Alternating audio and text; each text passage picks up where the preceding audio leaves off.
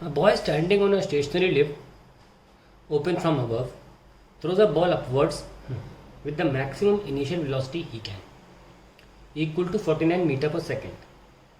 How much time does the ball take to return to his hands? If the lift starts moving with a uniform speed of 5 meter per second, and boy again throws the ball up with the same speed, how long does the ball take to return to his hands?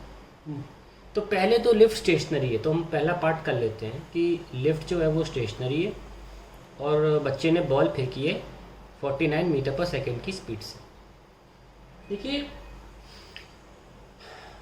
Acceleration की value क्या है, जी होता है 9.8 metre पर second square और actually में definition होती है delta we by delta T, यानी कि it's a change in speed, so we can say that 9.8 metre पर सेकेंड। सो एक्सेलरेशन का मायने बनता है कि हर सेकंड में कितने से वेलोसिटी चेंज हो रहा है, तो ये चेंज होता है 9.8 मीटर पर सेकेंड एक सेकंड। अगर बॉल ऊपर जा रही है तो ये घटता है और बॉल अगर नीचे छोड़ी जा रही है तो ये बढ़ता है। तो हर बार आप इक्वेशन ऑफ मोशन सोचें, उससे अच्छा 11वीं क्लास में आ गए हैं कि सिर्फ वेलोसिटी बताइए, आप तुरंत बता दें कि भाई कितना टाइम लगेगा। अगर हर सेकंड 9.8 मीटर पर सेकंड से वेलोसिटी घट रही है तो 2 सेकंड के बाद कितनी घट जाएगी, हर सेकंड 9.8 का फ़र्क आता है, तो 1 सेकंड के बाद 9.8, 2 सेकंड के बाद 9.8 इंटू 2, क्योंकि हर सेकंड 9.8 का ही चेंज आएगा, 3 सेकंड के बाद 9.8 इंटू 3, 4 सेकंड के बाद 9.8 इंटू 4 एंड सो ऑन। तो क्यों ना यार टेबल रट ली जाए कि नंबर दिखे, वेलोसिटी इनिशियल दिखे और हम बता दें कितना टाइम बाद ये सबसे हाईएस्ट पॉइंट पे चली जाएगी, क्योंकि हाईएस्ट पॉइंट पे जाने के जाते वक्त वेलोसिटी 0 हो जाती है। 9.8 into 1 9.8, 9.8 into 2 19.6, into 3 28.4, into 4 39.2, into 5 करें 9.8 इंटू 5 विल बी 49, 6 करेंगे तो आप 3 वाले का डबल कर दीजिए, कितना आ जाएगा 56.8। 7 का ज़रूरत नहीं है, 8 में आप 4 वाले का डबल कर दीजिए 78.4, और 16 में सबको पता है 10 क्या होता है, 9 की ज़रूरत नहीं है, ठीक है। 10 में 9 ऑब्वियसली 98 आ जाएगा और 16 में बता दो कितना रहा है 156, जितनी भी आसानी से हो सकती है। अब इनमें से कोई भी वेलोसिटी अगर आप देखें तो आप तुरंत बता सकते हो कितने टाइम के बाद अपने हाईएस्ट पॉइंट पे चली जाएगी। अगर ठीक है, तो आगे से किसी सवाल में आपसे वेलोसिटी दिख के बता सकते हो 5 सेकंड, देखो 49 है, अगर आपको याद होगा 9.8 इंटू 5 49 होता है तो आप तुरंत बोल दोगे 5 सेकंड, ठीक है। तो MCQs में हेल्प होती है, कभी कभी आपको सॉल्व नहीं करना पड़ता। लेट्स सी, फिर भी मैं इसको इक्वेशन से सॉल्व कर लेता हूँ। बच्चे ने 49 की स्पीड से फेंका, हाईएस्ट पॉइंट पे 0 जानी चाहिए स्पीड, स्टार्टिंग 49, 9.8 और टी। ये भी ज़रूरी है कि अगर इन नंबरों में से कोई नंबर सवाल में दिया है तो आपको 10 यूज़ नहीं करना, आपको 9.8 यूज़ करना है फॉर ईजी कैलकुलेशन। तो यहाँ पे 5 सेकंड आ गए, ये सिर्फ अप जाने का, नीचे आने में भी सेम टाइम लगना चाहिए, तो कितना आ गया 5 सेकंड। तो टोटल टाइम कितना हो गया 5 अप 5 डाउन, दैट इज़ 10। तो पहले क्वेश्चन का आंसर 10 है, यहाँ से शुरू किया ख़त्म कर दिया, ये बात को भी ध्यान में रखिएगा। अब डायरेक्ट भी 5 बोल सकते हैं। अब बात आती है सेकंड पार्ट की। हाँ, ये जहाँ तक तो हो गया, how much does it take to return to his hand. वो कह रहे हैं अगर लिफ्ट चालू हो गई 5 मीटर पर सेकंड की यूनिफॉर्म स्पीड से चलने लग गई और बॉय उस लड़के ने फिर से बॉल उसी स्पीड से फेंकी है, सेम स्पीड, तब कितना वक्त लगेगा। देखिए सेकंड पार्ट, अगर यूनिफॉर्म वेलोसिटी है तो फिर टाइम अब भी उतना ही लगेगा, ठीक है। सो टोटल टाइम का आंसर 10 सेकेंड्स ही आएगा, क्योंकि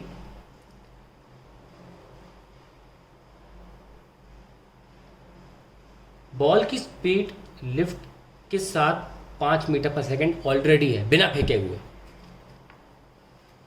आपने बॉल फेंकी नहीं है, क्योंकि लिफ्ट का हिस्सा है बॉल, और जो आदमी बॉल को लेके खड़ा है वो लिफ्ट पे खड़ा है, तो बॉल की, आदमी की, लिफ्ट की, तीनों की स्पीड ऑलरेडी 5 है। तो अगर हम लिफ्ट के रिस्पेक्ट में सवाल को सॉल्व करें, जैसे कि आप अगर लिफ्ट में खड़े हैं तो आपके लिए बॉल स्टेशनरी है, पर अगर कोई आदमी बाहर, कांच की लिफ्ट है, बाहर से देख रहा है, तो वो आपको भी उस स्पीड पर देख रहा है जिस स्पीड पे लिफ्ट है, बॉल को भी। तो आप तो लिफ्ट के रिस्पेक्ट में देखेंगे, तो आप बॉल को कैसे देखेंगे, बिल्कुल स्टेशनरी, आप मूव करता नहीं देखेंगे। तो उस लिहाज से आपके दिमाग से आपकी नज़र से जैसा आप देख पा रहे हैं नज़ारा,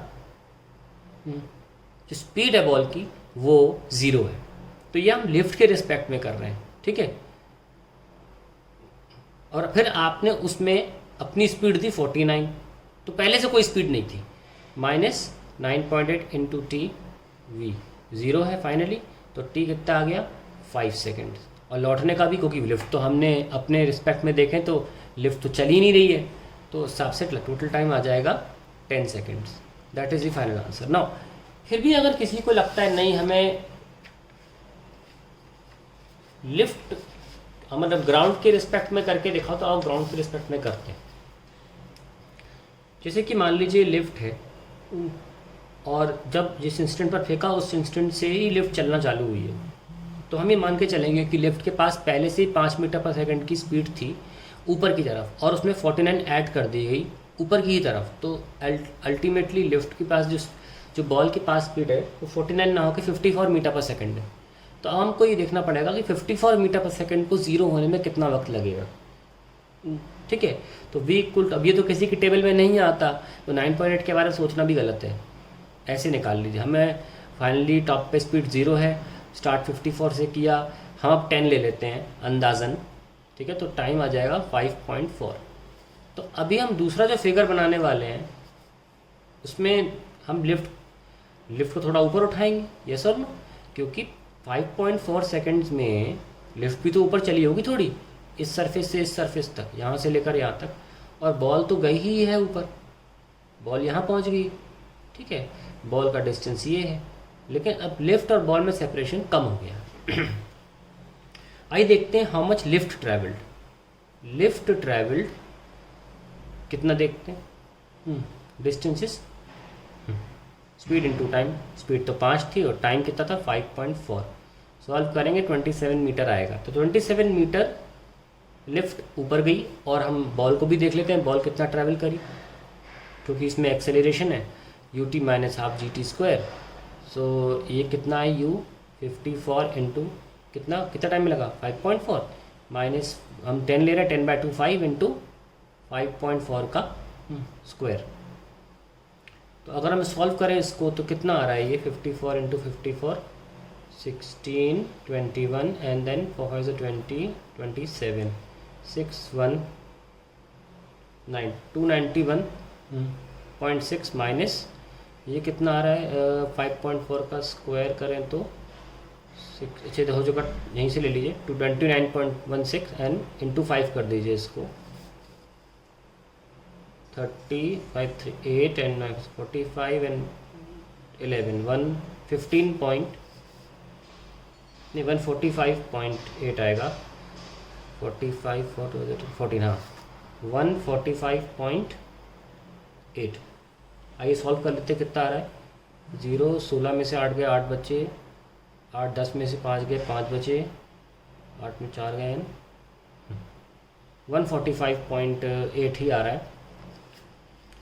इतना हमारा आंसर आ रहा है 145.8, ठीक है। तो एक बार मैं ज़रा कैलकुलेट चेक कर लेता हूँ 54 इंटू 54 तो ये सही है, और कितना टर्मिनल ये सही आ रहा है इंटू 5 करना चाहिए था ना, बिल्कुल सही है ये, और 54 इंटू ठीक, तो सही आ रहा है। That is the distance travelled by the ball. तो अब इनके बीच में डिस्टेंस कितना रह गया, remaining distance between ball and lift 145.8 minus 27 that is how much 118.8। इतना फासला रह गया है। अब तो इसको हम लिख सकते हैं 118.8। अब हमें लौटने का मोशन करना है, लौटने का। बॉल भी नीचे आएगी और बच्चे के हाथ में आनी है, बच्चे का हाथ को लिफ्ट की ज़मीन मान लेते हैं कंसिडरिंग कि बच्चे की हाइट नेग्लिजिबल है इन डिस्टेंसेस के सामने, और लिफ्ट भी ऊपर जाएगी। दोनों का डिस्टेंस ट्रैवल मिला दें तो 118.8 आना चाहिए। अगर मान लो ये x चलता है और ये नीचे से y चलता है तो x प्लस वाई आएगा तो 118.8 के बराबर। तो 118.8 आइए distance travel by the ball, अब वो ज़ीरो स्पीड के साथ स्टार्ट करेगी तो सिर्फ हाफ GT² लगेगा क्योंकि इनिशियल स्पीड 0 है। और लिफ्ट ऊपर जाएगी, उसकी स्पीड 5 है और टाइम उतना ही लगना चाहिए। ऐसा तो है नहीं कि ये जब आएगी उतने टाइम में ये नहीं पहुंचेगी, ऑब्वियसली दोनों सेम टाइम ही लेंगी जब मीट करेंगी, क्योंकि दोनों का मोशन अब स्टार्ट हो रहा है होना टूवर्ड्स ईच अदर। ठीक है, सो इसको हम 5 ले लेते हैं। 5t² + 5t is equals to 118.8। So आ जाएगा t² + t is equals to 23.6। ये आ जाएगा t² + t - 23.6 इक्वल्स टू 0। ये आपका आ गया।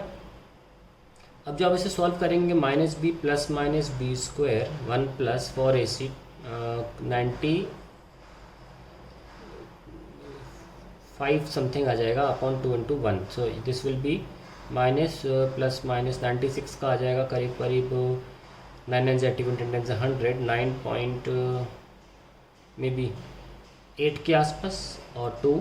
So it will be 8.8। हम माइनस नहीं ले सकते क्योंकि टाइम नेगेटिव हो जाएगा अपॉन 2 4.4। तो हमने 10 लिया है तो इस वजह से एग्जैक्ट नहीं आएगा, पर आप दोनों टाइम को जरा जोड़ के देखिए। 5.4 या 4.4 5.4 + 4.4 ये अप्रॉक्सीमेटली 10 आ रहा है। 9.8 आ रहा है लेकिन ये 10 ही आता। अगर हम कैलकुलेटर से करेंगे, एग्जैक्ट वाली कैलकुलेशन करेंगे तो आपको 10 मिल जाएगा। तो देखिए 10 आ गया ना। और देखिए हमने जब रिलेटिव वेलोसिटी से किया तो कितनी आसानी से 10 आया है। हमने जब लिफ्ट की नज़र से किया तो भी 10 आया। अब समझ में आया रिलेटिव वेलोसिटी का फ़ायदा। दोनों मोशंस नहीं हमें स्टडी करने पड़ते, हम एक ही मोशन स्टडी करते हैं। कैसे? हम अपनी नज़र से एक बॉडी को रोक देते हैं, है ना। आप देख सकते हैं कि हम यहाँ के लिख सकते थे speed of ball with respect to lift क्या होगी, UB - UL। दोनों की 5 थी ना इनिशियली, तो 0 हो गया। अब हमने जब अलग से 49 दी तो सिर्फ 49 लिखी जाएगी यहाँ, तुरंत आंसर आ गया 5। सो बात का ध्यान रखें। और देखना आप यहाँ पे सेम बोल सकते हैं, क्योंकि डायरेक्टली भी अगर जैसे मान लो कोई कॉल को MCQ आ जाओ, गिव रीज़न देना हो तो आप बोल सकते हैं since lift is moving at constant speed. ये मोर देन एनफ रीज़न है। अगर लिफ्ट एक्सेलरेट करेगी तो ये आंसर नहीं आएगा, फिर ऐसा फिर अलग आएगा, फिर आंसर 10 से कम आएगा। ठीक है, तो ध्यान रखें इस बात का।